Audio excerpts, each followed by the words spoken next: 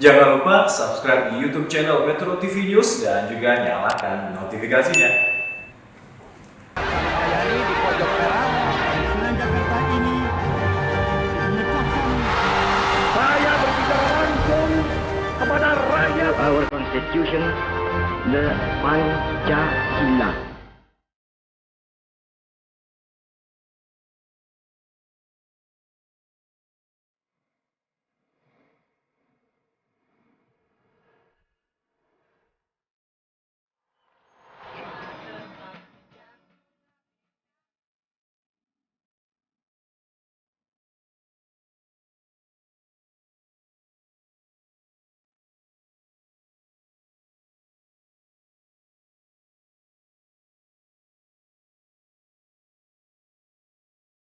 Masuk komuter lain tujuan akhir stasiun akhir.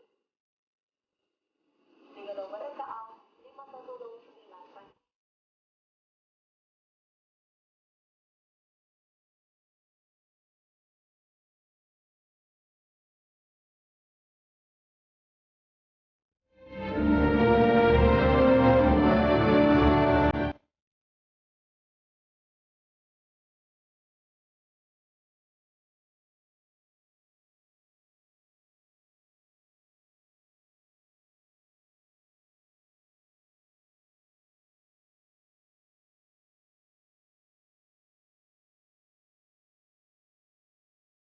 Pak, apa kabar Pak?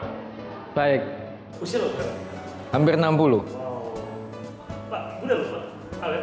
Ya alhamdulillah, mudah-mudahan. Yang penting sehat. Amin. Hobi, saya itu sebenarnya nggak punya hobi, jadi mengisi kegiatan aja. Ya sekarang menanam hidroponik, lalu kegiatan sosial ya bagi-bagi makanan, kadang-kadang ya ngurusin yang membutuhkan gitu ya. Apakah kontribusi ke panti asuhan atau ke shelter binatang ya atau begitulah. Kapan Pak? Pakai naik kereta? Saya naik kereta terakhir bulan Juni Tahun ini? tahun ini 2022 Itu kemana?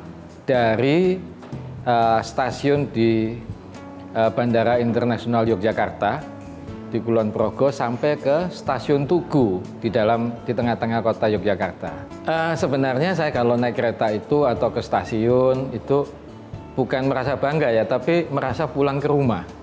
Ya, jadi kayak kita kalau mudik ketemu sanak saudara itu di kampung itu sama-sama. Perasaan saya begitu. Selalu saya ya I feel home lah kalau di kereta api ya. Lepas kangen Pak ya? Ya lepas kangen gitu ya dan sebagainya karena banyak sekali yang masih saya kenal dan mengenal saya ya. Jadi ya mungkin 70%, 80% masih lah ya. Kecuali yang baru-baru masuk dan sebagainya.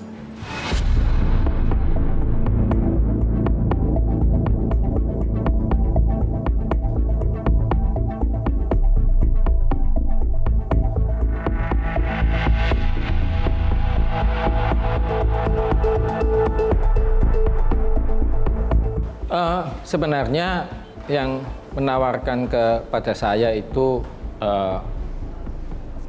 Bapak Sofyan Djalil, waktu itu beliau Menteri BUMN.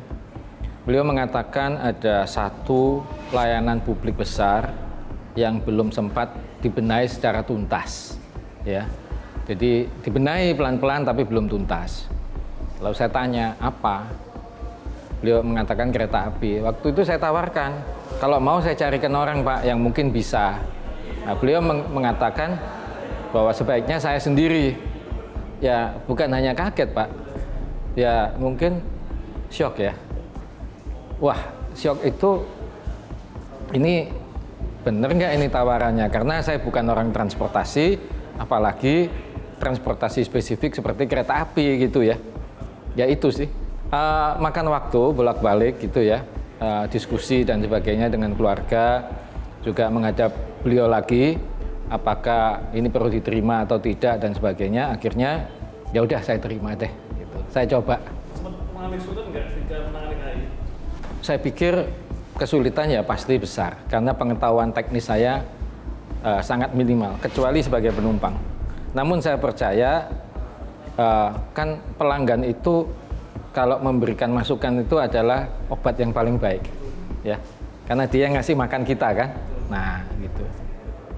Jadi saya berangkat dari sudut pandang saya sebagai pelanggan, sebagai customer itu apa yang harus diperbaiki dan sebagainya. Nah, dari situ kita urut ke belakang, ya, dalam layanan, terus proses, terus tata kelola, terus administrasi, lalu governance, ya, organisasi dan sebagainya. Tapi ini yang menurut saya paling penting merubah itu, melakukan transformasi itu, merubah mindset, ya, merubah mindset daripada para pelakunya, ya. Jadi merubah mindset dari orang-orang yang bekerja di situ, ya. Itu yang penting. 3 bulan jalan sempat give up, sempat menyerah. Oh, hampir nyerah. Kenapa? Begini. Jadi setelah 3 bulan saya keliling dan sebagainya, saya tanya direktur SDM saya, ya. Waktu itu Pak Joko Margono sudah pensiun sih.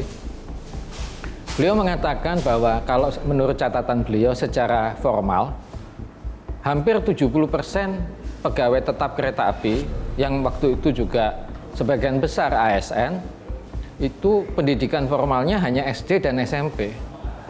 Lalu saya di dalam benak saya ini, kalau saya melakukan perubahan besar, apakah rekan-rekan saya yang pendidikan formalnya itu hanya SD dan SMP itu bisa, ya, untuk melaksanakan itu?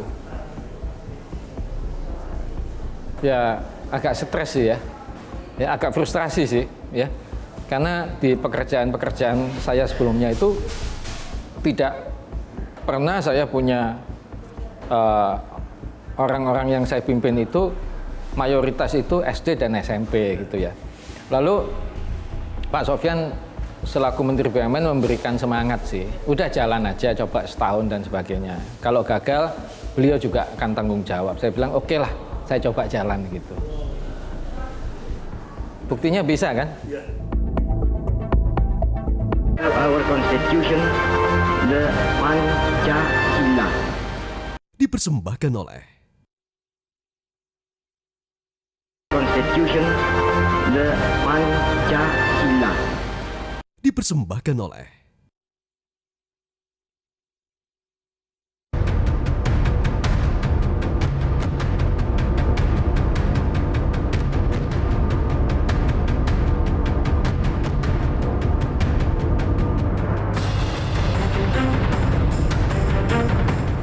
Saya mengutip apa yang dikatakan Thomas Alva Edison. Tahu ya Thomas Alva Edison, ya, penemu lampu pijar. Kan beliau ini menurut pandangan saya adalah salah satu orang yang sangat berjasa dalam peradaban umat manusia. Karena beliau penemu lampu pijar. Mungkin kalau nggak ada beliau, kita berapa puluh, berapa 101 abad kemudian baru menggunakan lampu. Beliau mengatakan tidak ada yang bisa menggantikan kerja keras, ya. Tidak ada yang bisa menggantikan kerja keras. Menurut saya betul, ya. Menurut saya betul. Orang itu boleh sekolah setinggi mungkin, boleh sekolah sebanyak mungkin, boleh IQ-nya itu setinggi mungkin, tapi kalau you nggak kerja keras, hasilnya itu tidak bisa hebat, ya. Hasilnya tidak bisa hebat. Kalau toh bisa hebat, itu untuk Anda sendiri, tidak bisa untuk orang lain, apalagi untuk masyarakat banyak, ya. Makanya banyak orang hebat, ya, itu sekolahnya nggak selesai. Mark Zuckerberg lah, Jack Ma lah, Bill Gates lah, betul kan? Ya, banyak orang hebat itu yang sekolahnya bukan hanya sekolahnya nggak tinggi, tapi nggak selesai, betul kan? Dan banyak orang yang kaya segala macam, sekolahnya juga nggak tinggi, mereka hanya modalnya kerja keras, ya, gitu. Bahkan aja yang sekolahnya tinggi, ya nggak jadi apa-apa, orang juga nggak kenal, ya, kontribusinya juga marginal juga di masyarakat dan sebagainya. Artinya Pak, ketika sebelum Bapak masuk ke KAI, banyak orang pandai, tapi tidak kerja keras, ya. Sehingga Kurang lebih memang seperti itu, hanya ya harus berusaha kita itu bekerja itu hasilnya apa. Yang dirubah itu begini, sebenarnya kereta api itu dari product oriented menjadi customer oriented, ya. Jadi orientasinya tuh customer maunya apa, pelanggan maunya apa. Jangan kita maunya, saya bisanya begini, you mau begini, nggak mau tidak, nggak mau ya udah. Kan dulu pikirannya itu mereka itu digaji oleh negara, bukan yang ngasih makan itu mas customer, pelanggan.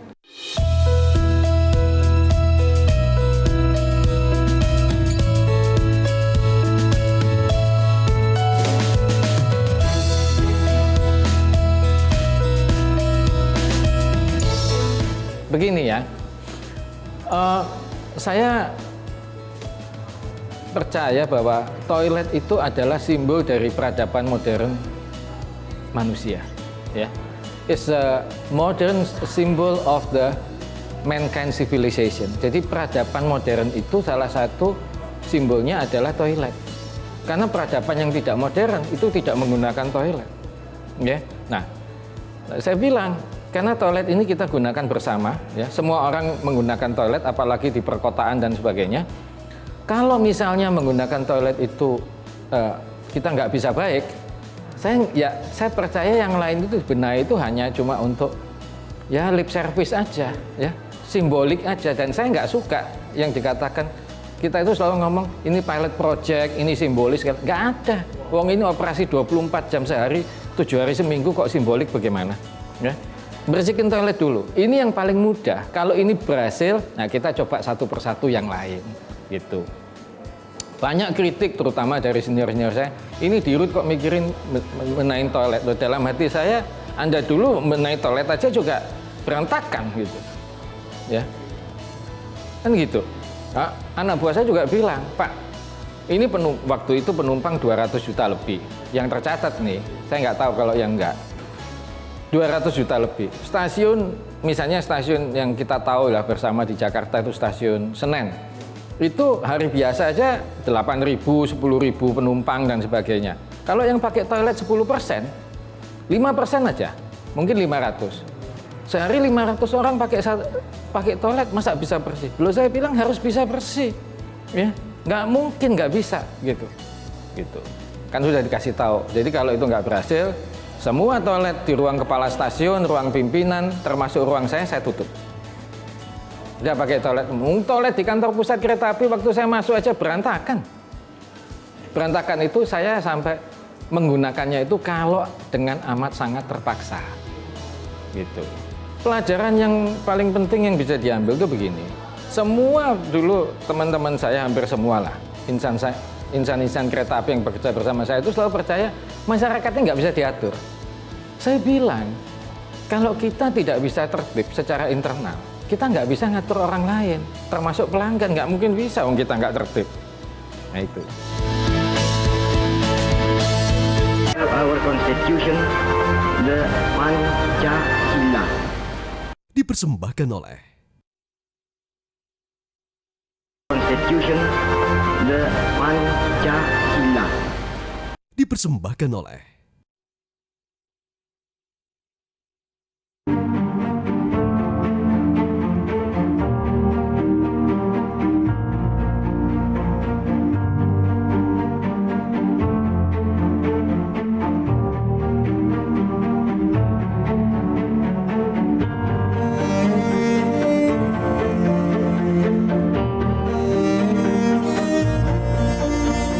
Bapak lebih memilih melakukan perubahan dulu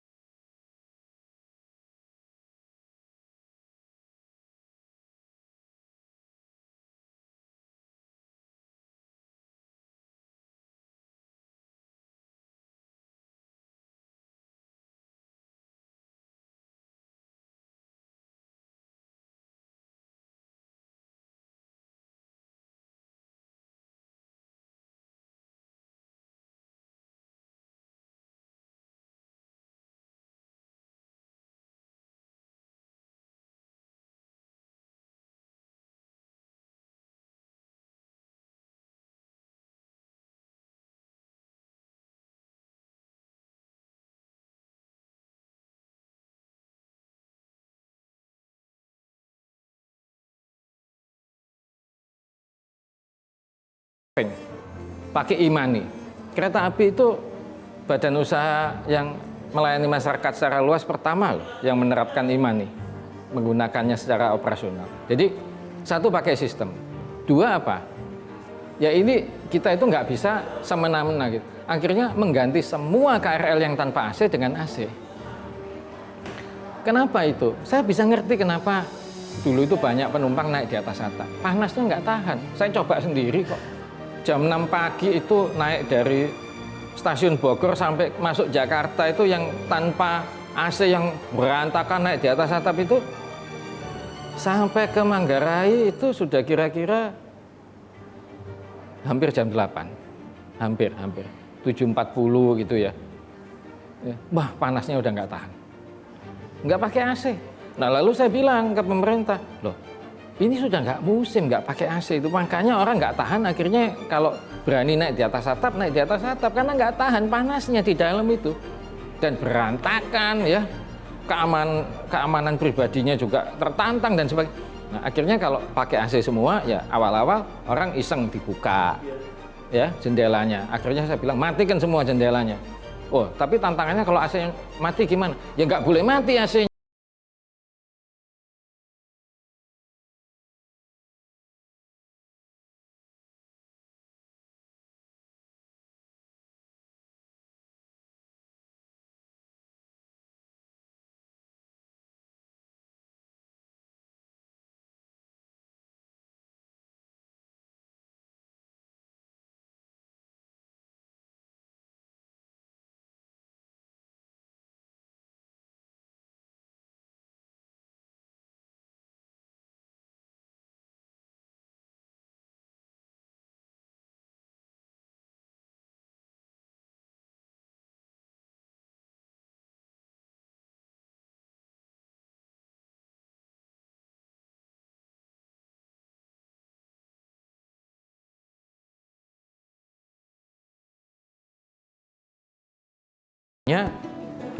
Waktu itu kami dorong ya sama-sama. Dalam saya bertugas itu 5 tahun 8 bulan, itu manpower cost-nya itu biaya tenaga kerja di kereta api itu naik lebih dari 400%, mungkin 450%. Bukan 45% loh, 450%. Jadi ada yang naik 2 kali, 3 kali, total take home pay-nya ada yang naik sampai 10 kali. Ya, di-adjust, disesuaikan, ya, dan sebagainya. Kenapa? Karena ya kalau mau jadi kaya nggak bisa.